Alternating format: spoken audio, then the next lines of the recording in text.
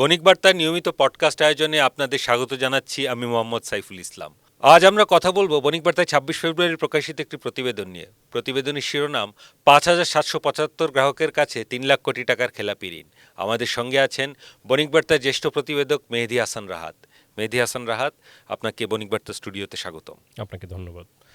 বাংলাদেশে মোট খেলাপি ঋণের একটা বড় অংশ, প্রায় ৩ লাখ কোটি টাকার বেশি, আটকে আছে হচ্ছে যে প্রায় ৫,৬০০ গ্রাহকের কাছে। এই ৫,৬০০ গ্রাহক আসলে কারা? তাদের কাছে আটকে থাকা ঋণের, এই খেলাপি হওয়া ঋণের রেঞ্জটা আসলে কত? আমরা যদি দেখি যে আপনি যেটা বলছিলেন যে ২০২৫ সালের সেপ্টেম্বর শেষে বাংলাদেশ ব্যাংকের ডাটা অনুসারে ব্যাংকিং সেক্টরের খেলাপি ঋণের পরিমাণ দাঁড়িয়েছে ৬,৩২,০০০ কোটি টাকা। তো এই পরিমাণ খেলাপি ঋণের মধ্যে ৩ লাখ কোটি টাকার মতো খেলাপি ঋণই ছিল হচ্ছে যে ৫,৭৭৫ জন গ্রাহকের কাছে। তো এই গ্রাহক যারা, তারা কিন্তু সবাই হচ্ছে যে বিত্তবান বা বিত্তশালী। আমরা যদি মানে ব্যাংকের ভাষায় যদি বলি যে হচ্ছে যে লার্জ ক্লায়েন্ট, বড় গ্রাহক তারা। তাদের ঋণের রেঞ্জটা ছিল হচ্ছে যে তারা ৫০ কোটির উপরে ঋণ নিয়েছেন। বাংলাদেশ ব্যাংকের আপনার প্রতিবেদনে ক্লাসিফিকেশনটা এইভাবেই করা যে এখন কেউ হয়তো বা আপনার ৫৫ কোটি নিল, কিংবা কেউ হচ্ছে যে আপনার ৫০০ কিংবা ১,০০০ কোটিও নিল, সে কিন্তু আপনার এই শ্রেণীতেই আপনার পড়ছে। এবং যেটা হচ্ছে যে এই ৫,৭৭৫ জন গ্রাহকের গড় যদি আমরা মানে মাথাপিছু যদি গড় ঋণের পরিমাণ যদি আমরা দেখি, সেটা কিন্তু হচ্ছে যে প্রায় ৮৫ কোটি টাকার মতো। আপনি লিখেছেন যে এই বিপুল পরিমাণ খেলাপি ঋণ আদায় করা সদ্য নিয়োগপ্রাপ্ত গভর্নরের জন্য বেশ চ্যালেঞ্জিং হবে। এই চ্যালেঞ্জগুলো আসলে কি কি এবং কেন?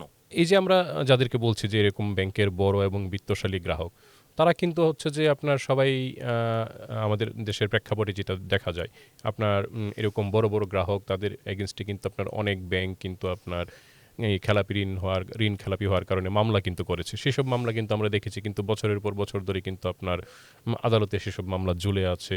আপনার সেগুলোর কোনো সুরাহা হচ্ছে না। আবার অনেক সময় আপনার দেখা গেছে যে তারা আইনি বিভিন্ন সুযোগ সুবিধা নিয়ে কিন্তু আপনার সেগুলোকে পাশ কাটিয়ে যাচ্ছেন। সেই সুযোগ সুবিধাগুলো আপনার নানা সময় কিন্তু আপনার নিচ্ছেন তারা। আবার যেটা হচ্ছে যে এরকম বিত্তশালী গ্রাহক যারা, তাদের কিন্তু আপনার নানা রকম পলিটিক্যাল কানেকশনও থাকে।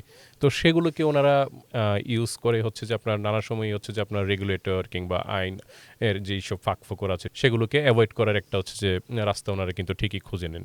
তো মানে এই আপনার এই খেলাপি ঋণ আপনার, এবং হচ্ছে যে যারা বড় বড় লার্জ লোন ডিফল্টার যারা, তাদের কাছ থেকে ঋণ আদায়ের ইস্যুটা কিন্তু আজকে নতুন না, কিন্তু এটা কিন্তু আপনার বছরের পর বছর ধরে কিন্তু আপনার এই জিনিসগুলো আলোচনা হচ্ছে। এবং আমরা যদি হচ্ছে যে খেলাপি ঋণ আদায়ের যে আমরা যেই নজির যদি দেখি, মানে অতীতে বিভিন্ন সময়ে আপনার খেলাপি ঋণ যেগুলো আদায় হয়েছে, সেগুলোর দিকে যদি আমরা একটু তাকাই, তো সেক্ষেত্রে কিন্তু আমাদের এখানে আলোচিত যেসব বড় বড় ঋণ কেলেঙ্কারি হয়েছে, যেগুলো আসলে পুরো দেশব্যাপী আপনার আলোচিত ছিল, ব্যাংক খাতের আলোচিত ঋণ কেলেঙ্কারিগুলো, সেগুলোর ক্ষেত্রে কিন্তু আপনার এই খেলাপি ঋণ আদায়ের আপনার যে রেকর্ড, সেটা কিন্তু আপনার তেমন একটা উজ্জ্বল নয়। আমরা কিন্তু ওইগুলো থেকে খুব বেশি আসলে খেলাপি ঋণ আদায় হতে কিন্তু আমরা সেগুলো দেখিনি।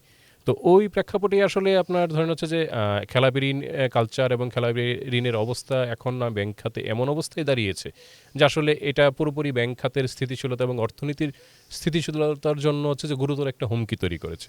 তো এই ক্ষেত্রে আসলে আপনার ধরেন ব্যাংক কিংবা অর্থনীতিকে এই ঝুঁকি থেকে আপনার বের করতে হলে বিশাল অঙ্কের এই খেলাপি ঋণ আদায় করাটা অবশ্যই গুরুত্বপূর্ণ।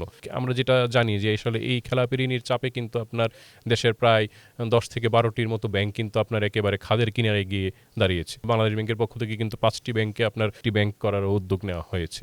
তো এই ব্যাংকিং খাতকে হচ্ছে যে এই সামগ্রিকভাবে হচ্ছে যে এই দুরবস্থা থেকে উদ্ধার করার জন্য আবার এখানে হচ্ছে যে কিন্তু আপনার ডিপোজিটর দ্বারা তাদের একটা ট্রাস্টেরও কিন্তু আপনার বিষয় আছে। তো সব কিছু মিলেই আসলে আপনার ধরেন এই পুরো সেক্টরটিকে ঘুরে দাঁড়ানোর জন্য হচ্ছে যে খেলাপি ঋণ আদায় করাটা অত্যন্ত গুরুত্বপূর্ণ। কিন্তু আবার একই সাথে হচ্ছে যে আমাদের অতীত অভিজ্ঞতা কিন্তু বলছে যে আসলে এই লার্জ লোন ডিফল্টার যারা, তাদের কাছ থেকে আসলে আপনার খেলাপি ঋণ আদায় করার নজির তেমন একটা নেই, কিংবা হচ্ছে যে সেই আদায় করার প্রসেসটা অনেকটাই জটিল। তারা যেহেতু আপনার ক্ষমতাশালী, বিত্তশালী, তাদের নানা রকম কানেকশন আছে, নানা রকম সক্ষমতা আছে, সব কিছু মিলিয়ে তারা এই জিনিসগুলোকে অনেক ডেফার করে নিয়ে যান। তো সেই দিক থেকে আসলে আপনার চ্যালেঞ্জ তো বটেই, সেটা রেগুলেটর, নতুন গভর্নর, সবার জন্য, ইভেন হচ্ছে যে সরকার, সবার জন্য আসলে চ্যালেঞ্জ। এবং বিশ্লেষকরা কিন্তু এটাও বলছেন যে আসলে এই ধরনের বড় বিত্তশালী যারা আছেন, যারা আসলে আপনার বেশ ক্ষমতাশালী, তাদের কাছ থেকে আসলে এই ঋণগুলো আদায় করতে গেলে কিন্তু আপনার হচ্ছে যে শুধু এককভাবে রেগুলেটর বা মামলা, এগুলোর পাশাপাশি হচ্ছে যে একটা রাজনৈতিক সদিচ্ছা বা আসলে একটা সরকারের দিক থেকে মানে একটা অল আউট এফোর্টের কথা ওনারা যেটা বলছেন যে আসলে সেটা প্রয়োজন। আমরা প্রতিবেদনে যেটি দেখলাম যে এই বিপুল পরিমাণ ঋণের একটি বড় অংশ বের করে নেওয়া হয়েছে বেনামে।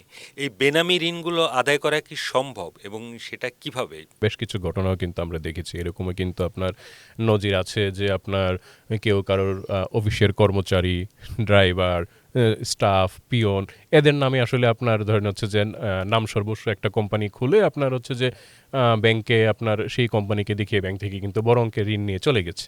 ইভেন হচ্ছে যে আপনার যাদের নামে, যাদের এনআইডি, যাদের পরিচয় ইউজ করে আসলে আপনার এই কোম্পানিগুলো খোলা হয়েছে, অনেক ক্ষেত্রে কিন্তু তারা আপনার সেগুলো সম্পর্কে কোনো অবগতও ছিলেন না, তাদের অজান্তে আসলে আপনার এই জিনিসগুলো হয়েছে। তো পরে যখন আসলে আপনার তদন্ত করতে গিয়ে ধরা পড়লো, তখন তারা তো বলতেছে যে আমি তো ঋণ নিয়ে নিই।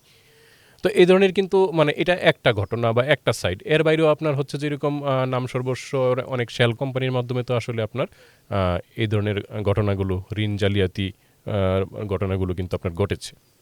তো সেক্ষেত্রে আপনার ইভেন হচ্ছে যে এই টাকাগুলো কিন্তু আসলে আপনার যখন নাকি এই ধরনের আপনার নাম সর্বস্ব কোম্পানির মাধ্যমে যখন নাকি আসলে ঋণ নেওয়া হয়, সেটা কিন্তু আসলে এই টাকাগুলো কিন্তু আর আসলে আপনার দেশে কিন্তু থাকে না।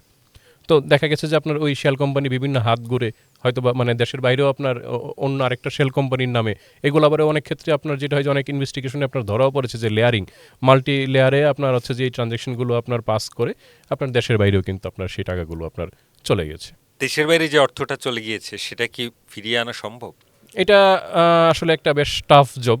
ইভেন হচ্ছে যে গত ১.৫ বছরে আমরা এই ধরনের বেশ কিছু ইনিশিয়েটিভের কথা শুনেছি, কিন্তু সেগুলো থেকে দেখা গেছে যে এগুলো কিন্তু গ্লোবালি আপনার কিছু আপনার মিউচুয়াল অ্যাসিস্ট্যান্স থাকে, আপনার বিভিন্ন দেশের সাথে আপনার এমওইউ থাকতে হয়, তারপরে আপনার গ্লোবাল কিছু ফোরাম আছে, সেই ফোরামের সাথে আপনি মেম্বার হওয়ার পরে তখন হচ্ছে যে সেই মেম্বারদের কাছে হচ্ছে যে আপনি এরকম সিগনিফিক্যান্ট এবং হচ্ছে যে স্পেসিফিক কোনো ইনফরমেশন শেয়ার করলে সেখান থেকে আপনার ফিডব্যাক পেলে তখন হচ্ছে যে সেগুলো লিগাল প্রসিডিওর থাকে, রেগুলেটরি প্রসিডিওর থাকে।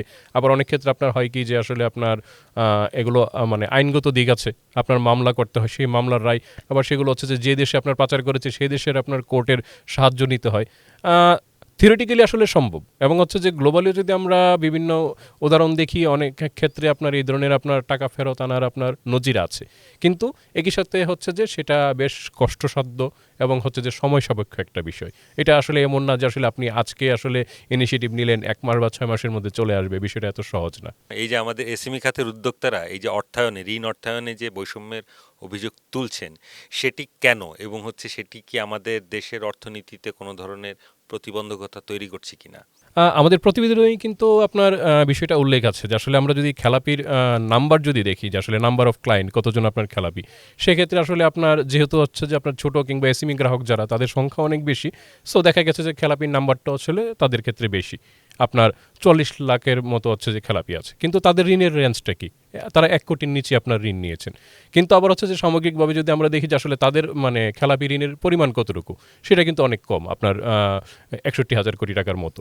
অ্যাভারেজ যদি হচ্ছে যে ধরি, তাহলে আসলে আপনার ওই ১,৩৯,০০০ কোটি টাকার মতো হচ্ছে যে পার হেড আপনার কিন্তু এই এখানে খেলাপি। কিন্তু একই সাথে আপনার হচ্ছে যে আমাদের এই এসএমই বা ছোট যারা, তারা কিন্তু আসলে আমাদের অনেক ক্ষেত্রে কিন্তু বলা হয় যে আসলে তারা হচ্ছে আমাদের অর্থনীতির লাইফ লাইন, এবং আমাদের অর্থনীতিতে একটা বিরাট অংশই হচ্ছে যে এই সমস্ত আপনার ছোট গ্রাহক যারা যারা হচ্ছে ছোট ছোট নানা উদ্যোগ, নানা ব্যবসা দিয়ে আসলে আপনার অর্থনীতিকে প্রতিনিয়ত সমৃদ্ধ করে যাচ্ছে। তো তাদের ক্ষেত্রে আপনার যে সমস্যাটা যেটা হয় যে আসলে তাদের কিন্তু আপনার পুঁজি খুব বেশি থাকে না। তাদের আসলে আপনার পুঁজির সমস্যাটা বরাবরই আসলে আপনার তারা নানাজনের কাছ থেকে নিজের জমানো সঞ্চয়, আত্মীয় স্বজন, বন্ধু বান্ধবের কাছ থেকে ঋণ নিয়ে কিন্তু একটা ব্যবসা বা একটা ছোট উদ্যোগ দাঁড় করান। কিন্তু সেটা যখন একটু বড় হয় বা হচ্ছে যে সে যখন সেটাকে আর একটু বিস্তৃত করতে চায়, তখনই কিন্তু তার অতিরিক্ত পুঁজির প্রয়োজন হয়। তো অনেক ক্ষেত্রেই আপনি দেখা গেছে যে ব্যাংক আসলে আপনার তাদেরকে ঝামেলা মনে করে, বা আসলে এই ছোট ক্লায়েন্ট মানে অনেক বেশি আপনার ছোট ছোট ঋণ দিতে গেলে অনেক বেশি ক্লায়েন্ট হয়ে যাবে। এত বেশি ক্লায়েন্ট ম্যানেজ করা আসলে তাদের জন্য আপনার ঝামেলার, এবং হচ্ছে যে এত বেশি ক্লায়েন্ট ম্যানেজ করতে গেলে ব্যাংকে হচ্ছে যে তার একটা জনবলের একটা বড় অংশ আসলে সেটার পিছনে আপনার এমপ্লয়ি করতে হয়, তো সেটার একটা কষ্ট আছে। তো এসব দিক বিবেচনায় ব্যাংকগুলো আসলে আপনার অনীহা থাকে যে আসলে অনেক ক্ষেত্রেই যে মানে আচ্ছা আমি হয়তো বা ৫০ জন ক্লায়েন্টকে আপনার ১ কোটি করে ৫০ কোটি টাকা ঋণ দেওয়ার চেয়ে একটা বড় ক্লায়েন্টকে যদি আমি ৫০ কোটি টাকা দিয়ে দিই, তাহলে সেটা আমার জন্য সহজে ম্যানেজ করা পসিবল। তো এই দৃষ্টিকোণ থেকে আবার হচ্ছে যে আপনার যেটা থাকে যে আপনার ছোট ক্লায়েন্ট, আসলে আমরা যেটা জানি যে প্রত্যেকটা ঋণের ক্ষেত্রে কিন্তু আপনার কিছু কন্ডিশন থাকে, কিছু ডকুমেন্টেশন থাকে, যে আসলে আপনি যখন নাকি ঋণের আপনার প্রপোজাল যখন নাকি আপনি সাবমিট করবেন, তো তখন কিন্তু আসলে আপনার এই ডকুমেন্টগুলো আপনার দিতে হবে। তো আমরা যেটা দেখি যে আপনার টিন, তারপরে business trade licence, bat registration, তারপরে হচ্ছে যে অডিটেড ফাইন্যান্সিয়াল স্টেটমেন্ট, এরকম কিন্তু, তারপর গ্যারান্টারের কিছু ডকুমেন্ট, এরকম নানা রকমের ডকুমেন্টস কিন্তু আপনার লাগে। তো যেটা দেখা যায় যে হচ্ছে যে ছোটো ছোটো উদ্যোগ বা ব্যবসা, তারা অনেক ক্ষেত্রেই হচ্ছে যে এইসব ডকুমেন্টসগুলো আপনার গুছিয়ে আসলে আপনার জমা দিতে পারে না। তো অনেক সময় আপনার ব্যাংক হচ্ছে যে এই ডকুমেন্টসের আপনার সমস্যার দেখিয়ে আপনার অনেক ছোটো ছোটো ক্লায়েন্টের অনেক ঋণ কিন্তু আপনার তারা রিজেক্ট করে দেয়। অন্যদিকে কিন্তু আমরা যেটা দেখেছি যে অনেক বড় বড় ক্লায়েন্ট, বড় বড় ব্যবসা, তারা অনেক ক্ষেত্রে কিন্তু ফেক ডকুমেন্ট দিয়ে আপনার ঋণ নিয়েছে, কিন্তু তাদের সেই সক্ষমতা থাকার কারণে তারা কি হয়েছে যে আসলে ব্যাংক আসলে যেভাবে চায় ওই ডকুমেন্টগুলো কিন্তু তারা সেভাবেই আসলে সাজিয়ে গুছিয়ে আপনার দিয়েছে। যে আসলে ইভেন এরকমও হয়েছে যে আসলে আপনার একই একটা প্রপার্টি আপনার এক ব্যাংকের কাছে জামানত রেখেছে, আরও 5টা ব্যাংক থেকে ঋণ নিয়েছে, সেই 5 ব্যাংকেও আসলে আপনার ওই একই প্রপার্টি আপনার জামানত নিয়েছে। এই ধরনের আপনার জালিয়াতির ঘটনা ঘটেছে।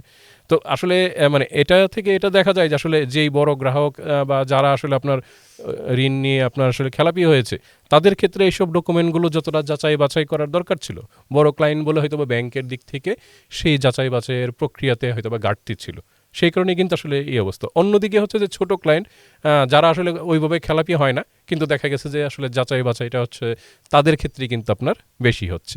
তো আসলে এই যে একটা কনস্ট্রেন্ট, এটার জন্য কিন্তু হচ্ছে যে আমাদের এই ছোট গ্রাহক যারা, তারা পর্যাপ্ত ঋণ পাচ্ছেন না, পর্যাপ্ত মূলধন সরবরাহ হচ্ছে না তাদের কাছে, এবং এই কারণে কিন্তু তারা তাদের যেই ব্যবসা, ক্ষুদ্র ব্যবসার যে উদ্যোগ, সেটাকে আরও বড় করলে আলটিমেটলি কিন্তু হচ্ছে যে তার ইনকাম বাড়ার সাথে সাথে কিন্তু আমাদের অর্থনীতি তো আসলে সেটা আরও বেশি অবদান রাখতে পারতো।